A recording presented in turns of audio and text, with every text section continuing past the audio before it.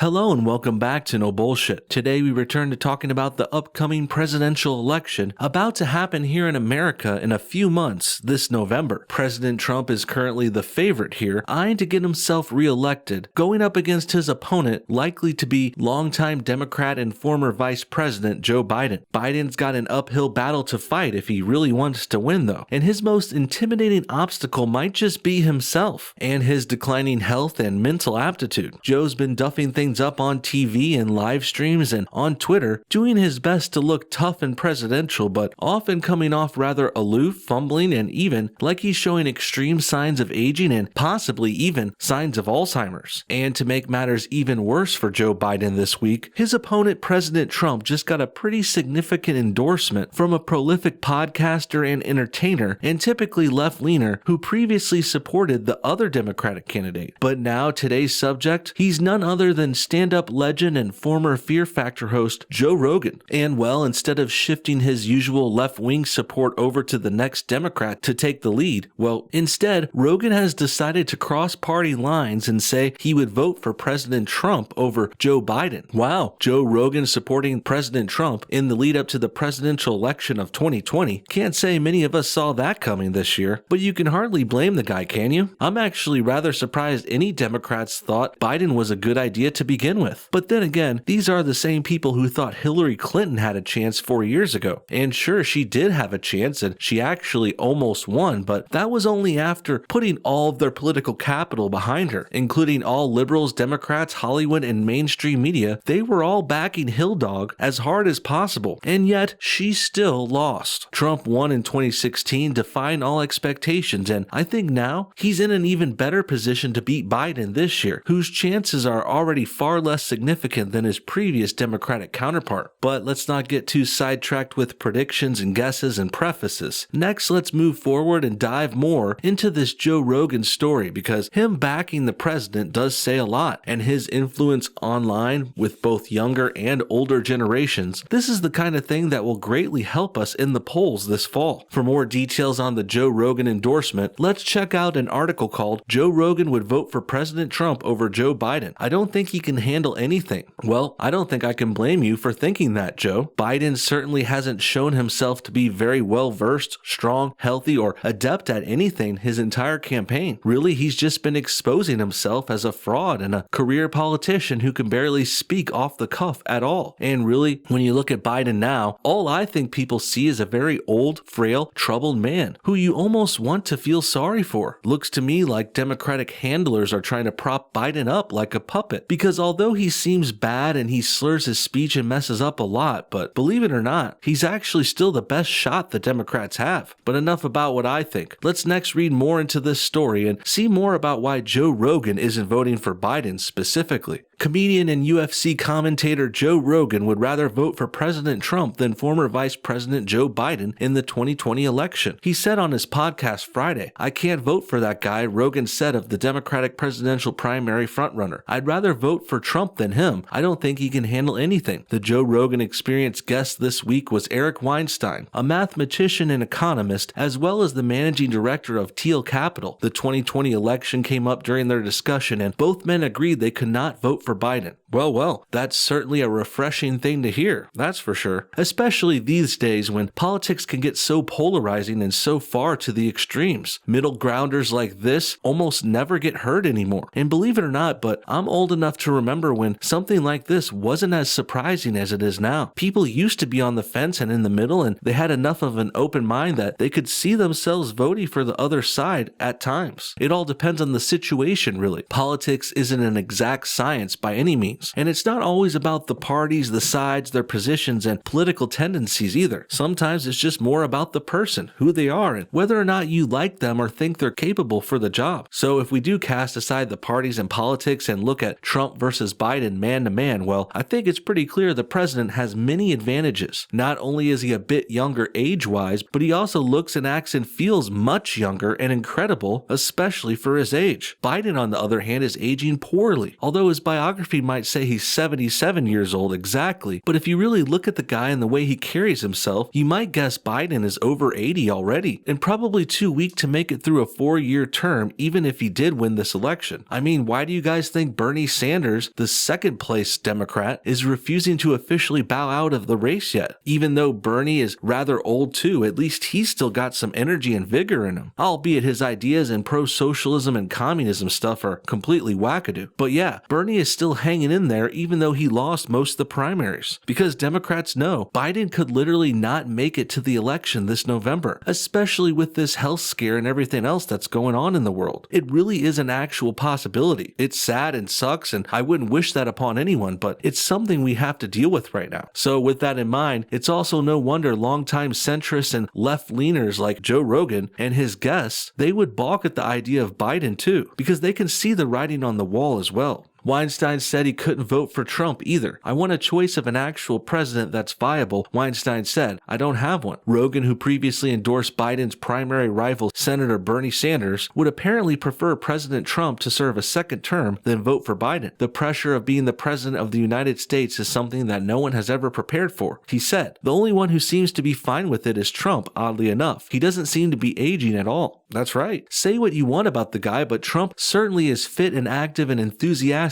and highly capable to lead. He's stepping up, and he's had great experience leading businesses and corporations and TV shows and other organizations like this before, which made his transition into leading this country pretty seamless. Even in this time of crisis now, Trump has obviously risen to the occasion, and he's made the strong, bold moves he's had to keep us on track and as safe as possible. Joe Biden, on the other hand, has handled himself rather poorly. Not only is he fumbling and messing up his speeches and duffing up his own prepared campaign videos and live streams, but also Joe's reaction to this health problem has been very troubling. Instead of being strong and supportive and commenting with ways to help America and us as a whole, well, like how most Democrats are reacting to this now, Biden has decided to politicize this tragedy, trying to use it as a way to attack the president in every way possible. And I don't know who is writing Biden's tweets nowadays, but they certainly need to be fired, and possibly we should consider trying them for sedition or even treason. Okay, that last bit may be a bit over the top and hyperbolic, but I think you get the point. I just really can't stand all the Trump bashing Biden has been doing in light of this new situation. It's like the left thinks they can blame Trump for all the problems of the world, but really the president is the one trying to help and save the world. And it's such a shame that liberals can't just get on board and band together like how we all should here, because that would be a better, strong look for their candidate too, who so far has just looked like a petty hater and like he's taken advantage of a natural disaster. He went on to say that he thought the White House took a visible toll on both former President George W. Bush and former President Barack Obama almost immediately. And in Rogan's view, Biden is unfit for the job. If you want to talk about an individual leader who can communicate, he can't do that, Rogan said. He also called it ironic that the pandemic could be a campaign issue that harms President Trump's re-election bid, noting the president is apparently a germaphobe. Yeah, I think the whole plan is already backfiring on the Dems too. They clearly thought they could overhype and fearmonger this health crisis and spin it into a way to derail Trump's inevitable re-election. But instead, the opposite has happened. This issue gave Trump a powerful villain to take down, which makes him the hero. And he's taking it down swiftly and with grace too. Sure, we're not out of this thing yet, not even close, but surely we're in better shape thanks to the president. Thanks to President Trump, Vice President Mike Pence, and their antiviral task force too, and many other precautions this administration has taken. And I hate to say it like this too, but it is true. While the problem is very unfortunate, it is bringing out both the best and worst in people, which is good to see. And it's funny how a little stress and being a bit uncomfortable for a little while can do that to people. And obviously, instead of failing and falling apart as the left hoped, Trump has strengthened his position and made the moves needed to help this and make us come through this thing better than ever, at least for now. Meanwhile, the lefties are coming off far worse, like they're falling apart and losing their shit and showing their true colors while they shamelessly try to capitalize on such a dire situation.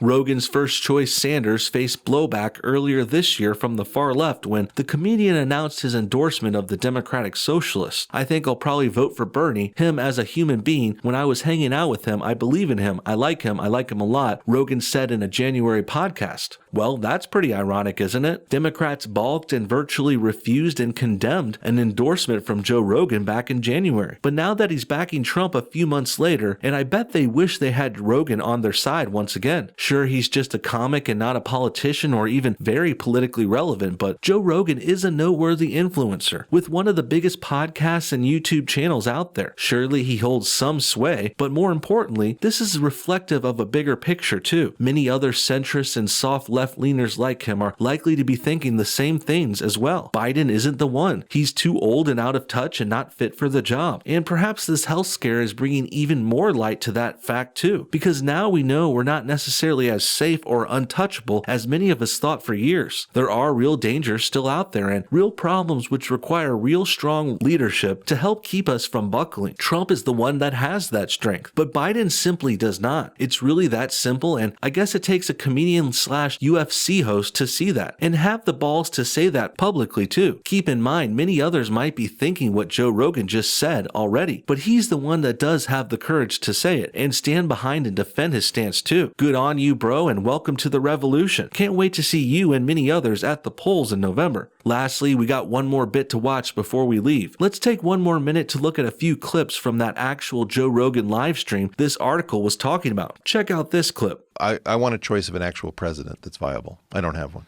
So then you're going to ask me, well, which of the non-viable people do you like best? Well, this is the real issue with the Democratic Party.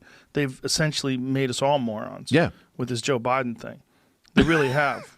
Can They you made us all imagine? morons. Well put, Mr. Rogan. Biden is making the left look like crazy people. When your representative is too old to keep his shit together and he keeps snapping on people like a wild old man, you definitely have problems. Say what you want about Trump, but at least he keeps his shit together. He runs a tight ship and is always on point too. As for the first line here in this clip, I'm not sure what the heck this other guy Weinstein is talking about. Maybe he's been living under a rock, but we of course already have a viable president. He's been in office for years and his name is Donald J. Trump. Just because you don't like him doesn't mean he's not viable. He's actually obviously viable since he's held this office since 2016, and the country has been doing better than ever too, aside from this last month or so, of course.